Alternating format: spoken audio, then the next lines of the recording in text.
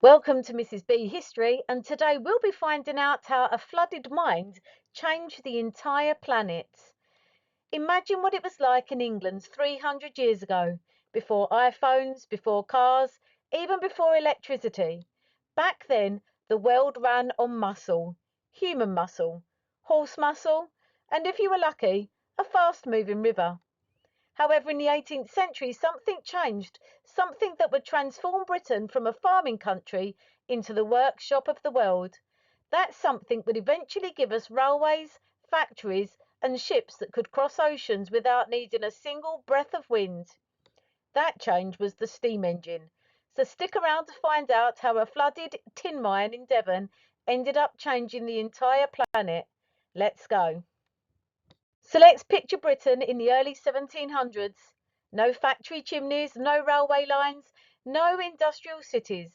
For literally thousands of years, humans had depended on the natural world for power. Ships had used wind in their sails, mills harnessed rivers to grind grain into flour. The few factories that existed had to be built right next to a fast moving water, often in remote valleys miles from anywhere. And if the river dried up, well, that was just tough luck. Everything else, the ploughing of fields, the spinning of cotton, and the carrying goods, was done by humans or animals. Tired, slow, expensive humans and animals. Industry had a ceiling, and that ceiling was the horse, literally. Fun fact, horsepower. James Watt later invented the term horsepower to measure the output of his steam engines, literally comparing them to horses. The unit is still used today for cars and motorbikes. So enter Thomas Newcomen. He was an ironmonger from Devon. Basically, he ran a hardware shop, or the equivalent today. And Devon and Cornwall was home to Britain's richest copper and tin mines. Now here's the problem. 18th century mines flooded constantly. The deeper miners dug, the more water poured in. Men were regularly drowned at their workplace. It was a genuine crisis. Newcomen looked at this disaster and thought, there must be a better way to get the water out than men with buckets. So in 1712, he unveiled his solution, the atmospheric steam engine. Now here's how it worked, and I promise you, this is quite cool once you get it. Step 1. Fill a large cylinder with steam. Step 2. Blast it with cold water. Steam rapidly cools and condenses back into water. And here's the key fact. Water takes up about 1,600 times less space than steam. So the inside of the cylinder suddenly becomes almost a vacuum. Step 3. Atmospheric pressure from outside pushes a piston down into that vacuum. That piston is connected to a pump. The pump removes the water, the mine is saved, and the miners, well, they get to go home alive, and everyone is happy. Now, Newcomen built this first engine at West Midlands coal mine in 1712. By 1769, there were around 100 of these engines running across England and Scotland. Now, the problem with Newcomen's engine was it worked, but it was hugely inefficient. The furnace needed vast amounts of coal to keep generating steam. It was only really affordable in coal mines, where fuel was essentially free. Take it anywhere else, and the running costs were enormous. When Newcomen died in 1729, his obituary described him as the sole inventor of that surprising machine for raising water by fire. He had no idea that someone was about to completely reinvent his machine. And now I have to tell you one of the best stories in science. And it involves a bored child, a kettle, and a very, very angry aunt. Now, James Watt was born in Greenock in Scotland in 1736, and even as a small boy, he was obsessed with how things work. One day, he was sitting by the fire watching a kettle boil for a very, very long time, when his aunt approached him. James Watt, I never saw such an idle boy. Take a book or employ yourself usefully.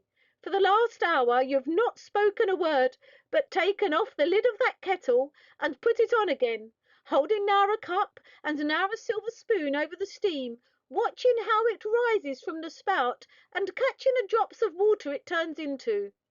Are you not ashamed to spend your time in this way?" Now, James was not ashamed, not even slightly, because he was completely fascinated by what steam could do. Years later, in 1763, Watt was working as an instrument maker at the University of Glasgow. Think of it like being the university's repair technician, when he was asked to fix a small model of a Newcomen engine. And as he tinkered with it, he spotted the fundamental flaw. The engine was wasting enormous energy by heating and cooling the same cylinder over and over again. His solution? Add a separate condenser, a second chamber where the steam could cool down, whilst the main cylinder stayed hot. That one change made his engine use roughly 1/4 of the fuel that Newcomen's engine had needed. Imagine if you kept turning your oven on and off to heat one single pan.